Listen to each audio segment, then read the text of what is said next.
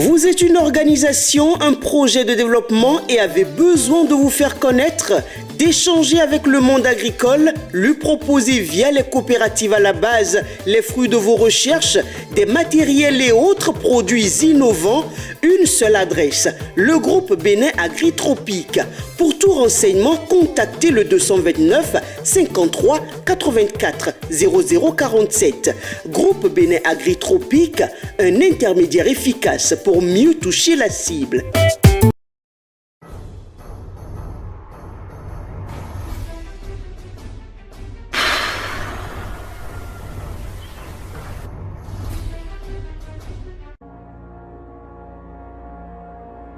Lundi 11 avril 2022, nouvelle semaine, nouvelle ambition. Amis internautes de Guérita TV Monde, bonjour et bienvenue. C'est Tour d'horizon. On démarre par le bulletin d'information. Démarrage ce lundi 11 avril 2022 de la Semaine Sainte. Cette semaine marque la commémoration de la mort et de la résurrection du Christ. Chez les Célestes, cette semaine fait suite à la célébration de la fête des Rameaux. Celui-là, qu'on appelle Jésus-Christ, il a vécu. Et dans sa vie, il fut un moment où il a été confronté à des situations très très douloureuses qui sont allées jusqu'à sa mort. Alors cette semaine-là est décrétée pour nous rappeler de ces événements-là. Et c'est pourquoi au cours de cette semaine sainte, alors les chrétiens de l'église des chrétiens célestes jeûnent. Et le jeûne commence à 0h jusqu'à 19h tous les jours de la semaine sainte. On continue ainsi pendant les 3 premiers jours de la semaine sainte, à savoir lundi saint, mardi saint, mercredi saint. Lorsque nous entrons dans les 3 derniers, qu'on appelle le tridôme, à savoir le jeudi saint, le vendredi saint et le samedi saint, il y a des manifestations importantes pour le chrétien de l'église de chrétiens célestes. D'abord le jeudi saint. Le jeudi saint, sur les paroisses de l'église de christianisme céleste, il est organisé la cérémonie de lavement des pieds. Les responsables de chaque paroisse lavent les pieds. Ils s'abaissent, ils lavent les pieds à ses fidèles. Et il y a un culte qui démarre après le lavement des pieds. Le culte là démarre à 22h. Au cours de ces cultes, les fidèles communient. Nous l'appelons la Sainte Seine. C'est-à-dire ils mangent le corps de Christ, ils boivent son sang. Selon donc ce que nous avons prévu dans l'église pour représenter cela. Alors, le vendredi saint, c'est le grand jour où Christ s'est livré lui-même sur la croix de Golgotha. Et nous avons des cultes que nous célébrons normalement, mais à 16h, nous célébrons le culte qui consacre la mort du Christ à la croix de Golgotha. Le 3e jour du Tridôme, à savoir le samedi, lorsqu'il sonne 0h, les chrétiens de l'église des chrétiens célestes se retrouvent au cimetière. Devant le cimetière, nous organisons le culte qui consacre la résurrection du Christ. Et nous célébrons ce culte-là devant le cimetière. Et de là, on commence par se réjouir que notre Seigneur Christ, il est ressuscité. Le chrétien, durant toute la semaine, doit être tout le temps dans sa sanctification, dans sa soutane, avec sa sangle. Ce n'est pas sortir d'Ibrahim. Un prince ne sort pas comme un va-nu-pied. Durant la semaine sainte, au premier abord, nous devons pardonner. Pardonner à ton prochain, quel que soit ce que tu es, quelle que soit la nature dans laquelle tu es, tu dois demander pardon à ton prochain. Et il ne faut pas offenser ton prochain. On poursuit cette rubrique informative sur Tour d'horizon. Le conseiller municipal du bloc républicain Romulus Biokou était ce 9 avril 2022 aux côtés des femmes de la ville de Porto-Novo. Objectif, vulgariser le programme d'action du gouvernement 2. C'était en présence de plusieurs personnalités du parti. Reportage. C'est une population composée notamment de femmes qui s'est déplacée ce samedi 9 avril 2022 pour prêter une oreille attentive au message du conseiller municipal BR de Porto-Novo, Romulus Biokou. Après les communes des Agégué, Adjara, les 1er et 4e arrondissements de Porto-Novo, c'est au tour du 5e arrondissement de recevoir la forte délégation conduite par Romulus Biokou. Pour sensibiliser les gens sur toutes les actions du gouvernement, en particulier en ce 2e mandat, le PAG2. Et beaucoup d'entre eux ne savent pas clairement en fait, les bénéfices qu'ils ont au sein de ce PAG. Ils entendent, mais ils n'ont pas les détails. Il a fallu qu'on passe, qu'on leur explique qu'on leur donne un peu plus de détails sur le hautement social du président Patrice Talon, le président pour qui on est en train de se battre. Au cœur des échanges, les différentes actions du président Patrice Talon au plan social, notamment le projet H et ses différentes composantes, le ravit par son importance pour les échéances électorales et les mesures prises pour atténuer la cherté de la vie. Aujourd'hui, on a parlé du crédit à l'AFIA, qui est vraiment un sujet capital dont elles ont besoin, en particulier les dames. Le crédit à l'AFIA auquel elles n'ont pas encore eu accès. Mis à part le crédit, on a parlé de tout ce que le PAG 1 a eu à réaliser sur le terrain. Et au PAG 2, le hautement social a commencé par se faire sentir. En dehors de ça, on a parlé aussi de la cherté de la vie, des mesures sociales qui ont été prises pour anéantir un peu l'effet négatif qu'on a du fait de cette cherté de la vie. On a spécialement parlé des 90 milliards que le gouvernement a mis en place en faisant les abattements sur les tasses, en fixant les prix de vente de certaines denrées de haute consommation. Pour être au bénéfice de tous ces programmes sociaux qu'a mis en place le gouvernement, il faut avoir une identité.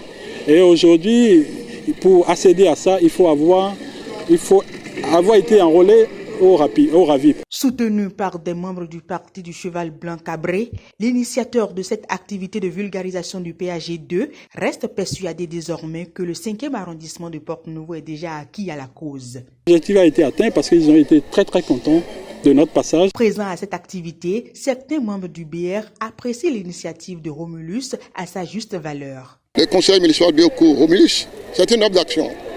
Et moi, j'aime les hommes d'action. Cette activité aurait pu être une activité du parti lui-même. Mais il a pris sur lui l'initiative d'organiser ça au nom du parti. Donc, il mérite d'être soutenu. C'est ça, justement, la raison pour laquelle je suis à ses côtés et je le soutiens. Vous avez observé avec nous comment les femmes sont en joie. Elles ne voulaient même pas nous laisser partir.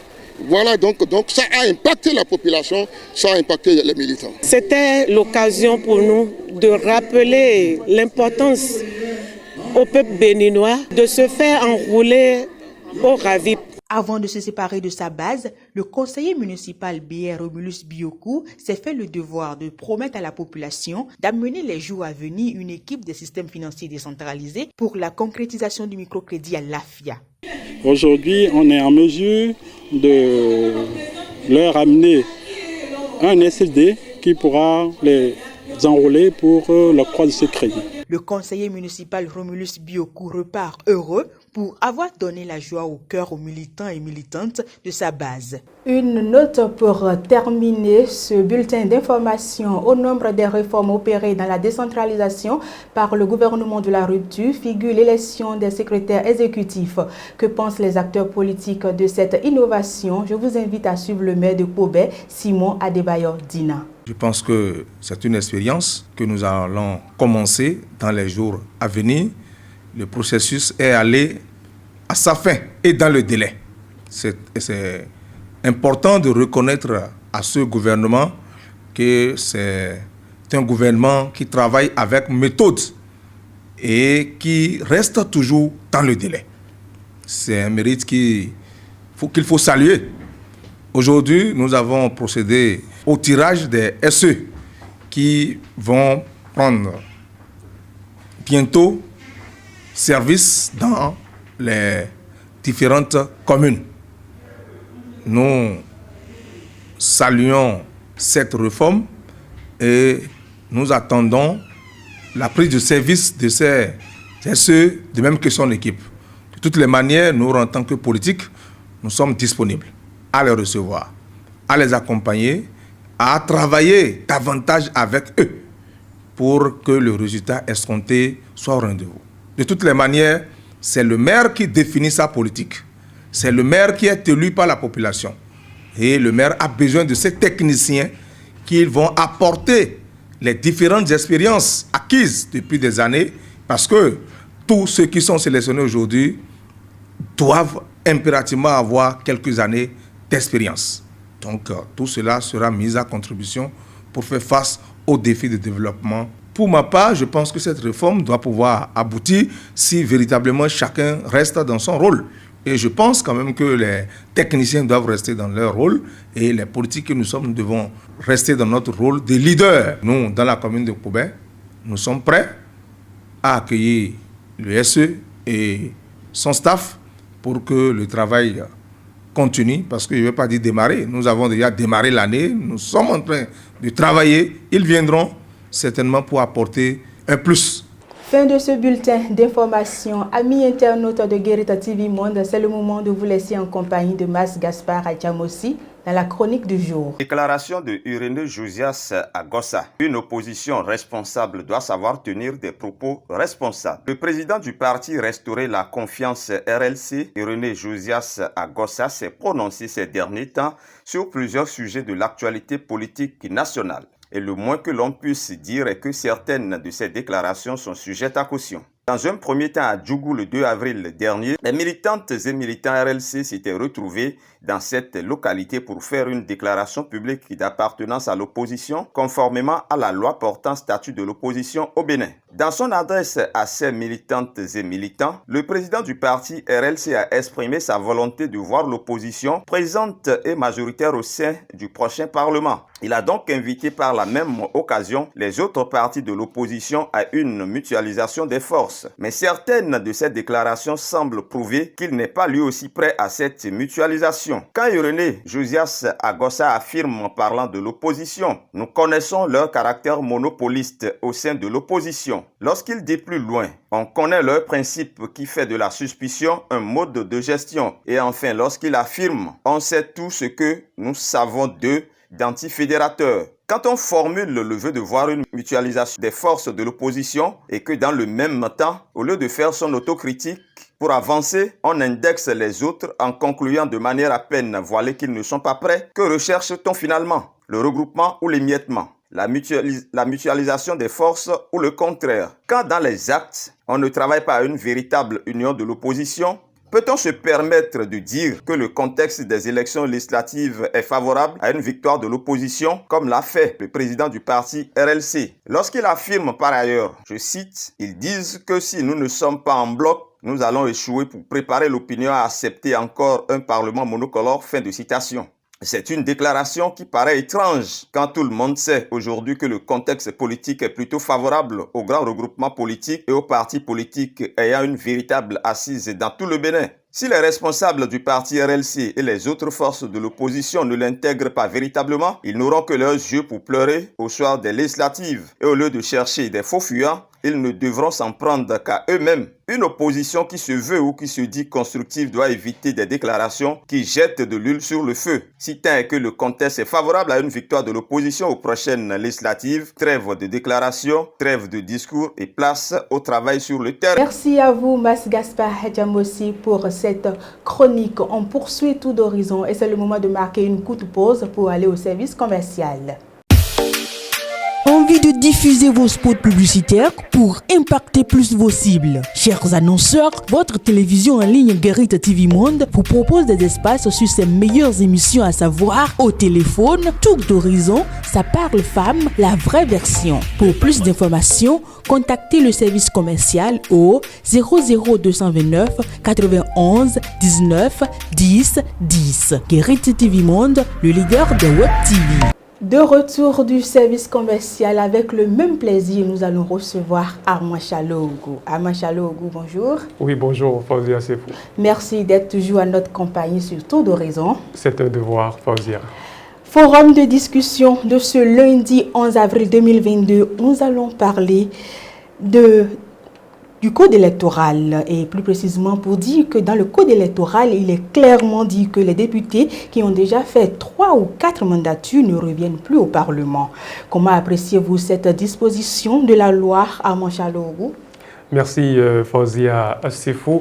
Eh bien, je crois que dans la nouvelle constitution également, il est dit à l'article 80 que le mandat des députés est limité à 3, c'est-à-dire qu'aucun député désormais au Bénin, si cette loi venait à être appliquée, ne peut pas excéder donc 3 mandats à l'Assemblée nationale. Vous savez, Fauzia Sefou, les députés, ce sont les élus du peuple.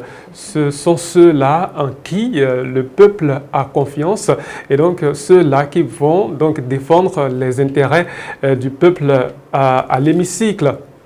A priori, si un député fait 3, 4, 5 mandats à l'Assemblée nationale, ça ne devrait pas déranger en principe, parce que ça veut dire que ce dernier est porté par la population, ce dernier jouit toujours de la confiance de la population.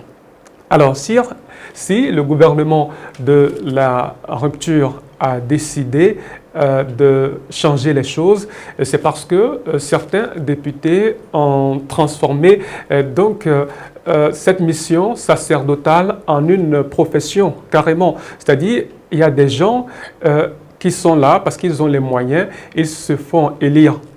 Et chaque fois, et l'Assemblée nationale est devenue comme leur patrimoine, leur propriété, leur maison, et carrément. Et c'est là où le bas blesse, parce qu'en ce moment-là, il y a des jeunes qui aspirent également à ce fauteuil-là, des jeunes qui caressent ce rêve, mais les vieux qui ont déjà, 70 ans, 80 ans et autres, qui continuent quand même de servir à l'Assemblée nationale et qui ne veulent pas que les jeunes viennent aussi faire leurs preuves, franchement, ça dérange un tout petit peu. Donc, je pense que cette réforme du gouvernement en place est salutaire parce qu'il y a pas mal de jeunes aujourd'hui qui peuvent aussi valablement, Fauzia Sefou, représenter le peuple à l'Assemblée nationale. En tout cas, Machalou Gou, pour la 9e mandature qui commencera bientôt, il sera question de la promotion de la femme et des jeunes. Oui, Fauzia Sefou, je crois qu'on parle d'abord de la discrimination positive à l'endroit des femmes. Et désormais, vous savez que le nombre de députés va augmenter à l'Assemblée nationale. Je crois que de 83, si je ne me trompe, nous allons passer à 109 députés. Et parmi les 109, au moins 24 sièges sont réservés aux femmes. Et franchement, c'est louable parce qu'aujourd'hui, nous pouvons compter du bout des doigts le nombre de députés femmes à l'Assemblée nationale. Et donc, ça va permettre aussi aux femmes intellectuelles également de croire en elles, de continuer et donc à se battre, de se dire qu'en réalité, les efforts qu'elles fournissent ne sont pas noyés. Et parlant des jeunes, eh bien, le président Patrice Talon a déjà donné l'exemple dès son accession au pouvoir. Vous savez que dans la plupart de nos institutions, les jeunes sont fortement représentés aujourd'hui. Donc, il y a pas mal de jeunes intellectuels dans le pays qui véritablement pourraient contribuer au développement de cette nation-là. Mais les vieux, excusez-moi, ne veulent pas leur céder la place. Si nous laissons les jeunes venir, que deviendront alors les vieux? Oui, vous savez, parmi les députés de la 8e législature, l'actuelle mandature donc, il y en a, vous-même vous l'avez dit dès l'introduction de cet entretien, à l'entame donc de cet entretien, des gens qui ont déjà fait 3, 4 mandats. C'est des gens qui sont là depuis 2007. Vous imaginez, Fauzia Sefou. Et vous savez qui parle de l'Assemblée nationale, eh bien, c'est en réalité un lieu qui est très juteux. Vous savez, les gens vont amasser des millions de francs CFA là-bas. C'est vrai que à l'avènement de la rupture, les données ont un peu changé, mais avant, pour voter une loi à l'Assemblée nationale, vous imaginez, un seul député peut empocher 5 millions, 10 millions de francs CFA. Et franchement, ça écœure lorsque la population croupit donc dans la misère, alors qu'il y a comment dirais-je, un groupuscule de personnes qui s'accaparent toute cette fortune-là, franchement, c'est un peu gênant. Alors, c'est pour vous dire que ces vieux députés ont eu le temps d'amasser suffisamment d'argent à l'Assemblée nationale, même si aujourd'hui ils n'ont plus la possibilité d'y retourner, ou bien si on leur demande donc de claquer la porte et de laisser la place aux jeunes. Moi, je pense qu'ils ne vont pas manquer de quoi se nourrir jusqu'à la fin de leur vie, Fawzia Sefou, parce qu'il y en a même parmi eux qui sont déjà presque au bord de la tombe, Fawzia Sefou. Ce n'est pas donc pour me moquer d'eux, mais il y a des députés qui n'ont pas de profession. Et franchement, leur profession, c'est celle de députés, entre guillemets, Fawzia Sefou. Donc ceux-là vont se retrouver à la maison, désœuvrés, mais heureusement qu'ils ont déjà amassé suffisamment d'argent. Et vous savez, au Bénin également, même lorsque tu n'es plus député à l'Assemblée nationale, il y a des primes que tu perçois. Je pense que c'est chaque trimestre, Fawzia Sefou. Armand Chalogou, fin de cette rubrique Forum de discussion de ce lundi 11 avril 2022. Un mot pour conclure. Alors, merci à vous, Fawzia Sefou. Donc, je crois que si la loi dont on vient de parler, l'article de 80 est mise en application lors des législatives à venir et de façon rétroactive, c'est-à-dire si on doit tenir compte des députés qui sont là actuellement, je crois qu'il y aura tout au moins une vingtaine, sinon une trentaine environ de députés qui seront concernés et qui ne pourront plus se présenter aux législatives à venir. Je pense que c'est le souhait du président de la République qui aurait même rencontré ces acteurs politiques et échangé à ce sujet avec eux. Armand Chalogou, merci. C'est moi, Fawzia. À demain, Fawzia.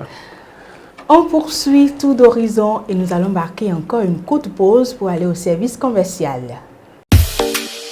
Envie de diffuser vos spots publicitaires pour impacter plus vos cibles? Chers annonceurs, votre télévision en ligne Guérite TV Monde vous propose des espaces sur ses meilleures émissions, à savoir Au téléphone, Tour d'horizon, Ça parle femme, la vraie version. Pour plus d'informations, contactez le service commercial au 00229 91 19 10 10. Guérite TV Monde, le leader de Web TV. Instant humour sur tout d'horizon, amis internautes de Guérite TV Monde, c'est à travers la vidéo du jour.